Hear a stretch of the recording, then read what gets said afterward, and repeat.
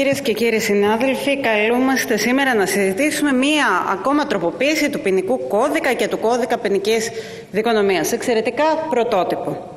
Μέσα στα τελευταία 4,5 χρόνια η κυβέρνηση της Νέας Δημοκρατίας προχωρά σε αλλαγές, 1η φορά για τον ποινικό κώδικα και 13η φορά για τον κώδικα ποινικής δικονομίας. Βέβαια, με αυτό το νομοσχέδιο οφείλουμε να παραδεχτούμε ότι ξεπεράσατε και το χειρότερό σας σε αυτό. Αγνοήσατε επιδεικτικά το σύνολο της επιστημονικής κοινότητας και άρα είναι παράδειγμα κακής νομοθέτησης στο νομοσχέδιό σας. Άρθρα χωρίς διαβούλευση, ούτε καν νομοπαρασκευαστική επιτροπή. Προσπαθείτε προφανώς να προστατεύσετε, να καλύψετε επικοινωνιακά ένα τεχνητό αίσθημα ασφάλειας. Τάξη και ασφάλεια, αυτό που είχατε υποσχεθεί στους πολίτες, αυτό θα το πετύχετε με ποινικό λαϊκισμό και με επικοινωνιακό τακτικισμό. Διότι ούτε ασφάλεια νιώθουν οι πολίτες, ούτε κοινωνική δικαιοσύνη. Τι βρίσκουμε λοιπόν στο νέο νομοσχέδιο? Στις τροποποίησεις στον ποινικό κώδικα βλέπουμε μόνο αναχρονιστικές ρυθμίσεις του 1950. Έχετε επαναφορά του θεσμού της δικαστικής απέλασης, επαναφέρετε τον ασαφή και ηθικολογικό όρο του έντιμου βίου σε ελαφρυντικό, αντί του αντικειμενικού όρου σύνομου βίου που νομοθέτησε ο ποινικός κώδικας του 19 και το επικρότησε και σύσσωμη η ποινική επιστήμη. Στο άρθρο 29 διευρύνεται το πεδίο των περιπτώσεων που οδηγούν ανηλίκους στη φυλακή. Πλέον οι άνω των 15 ετών θα οδηγούνται στη φυλακή για κάθε κακούργημα και όχι όπως σήμερα υπάρχει αν αυτό στρέφεται κατά της ζωής ή της σωματικής ακεραιότητας ή εμπεριέχει στοιχεία βίας.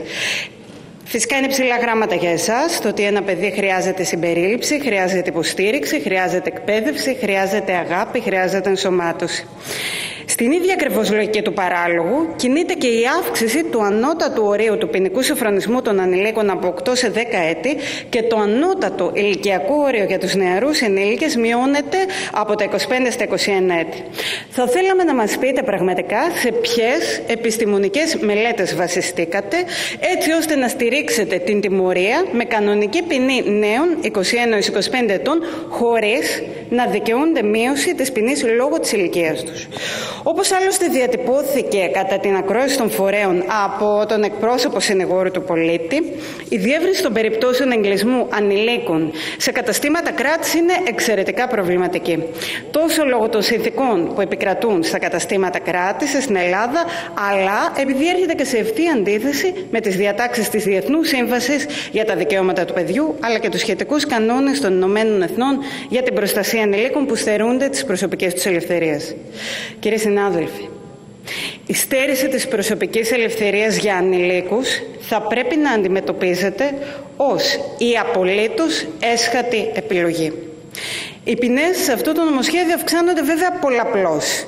Εξαντλήσαμε όμως πραγματικά όλα τα προηγούμενα στάδια στην αποτελεσματική επιχειρησιακή αντιμετώπιση του εγκλήματος.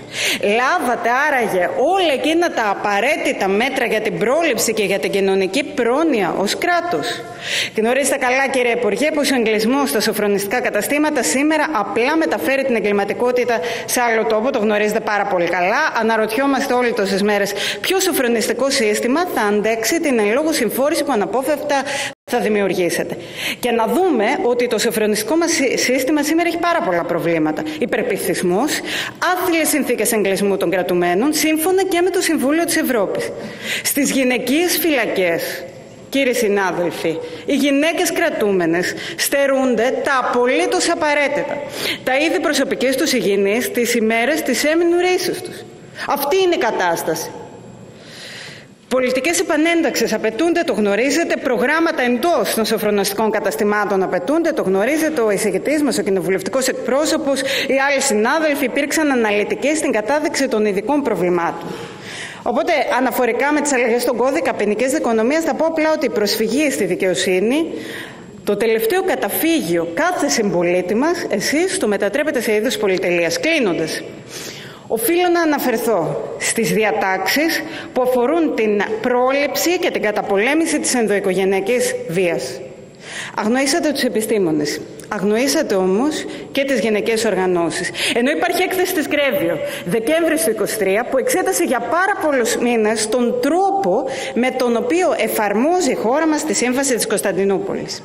Σας έκανε 71 συστάσεις αυστηρές, μεταξύ των οποίων σας ενθαρρύνει έντονα τις ελληνικές αρχές να εντείνετε τις διαβουλεύσεις με ένα φάσμα οργανώσεων για τα δικαιώματα των γυναικών, προκειμένου να συμπεριληφθούν οι απόψεις και εμπειρίες τους στο σχεδιασμό νόμων, πολιτικών και μέτρων για την πρόληψη και την καταπολέμηση όλων των μορφών βίας κατά των γυναικών. Με ποιες γυναικές οργανώσεις διαβουλευτήκατε, κύριε Υπουργέ?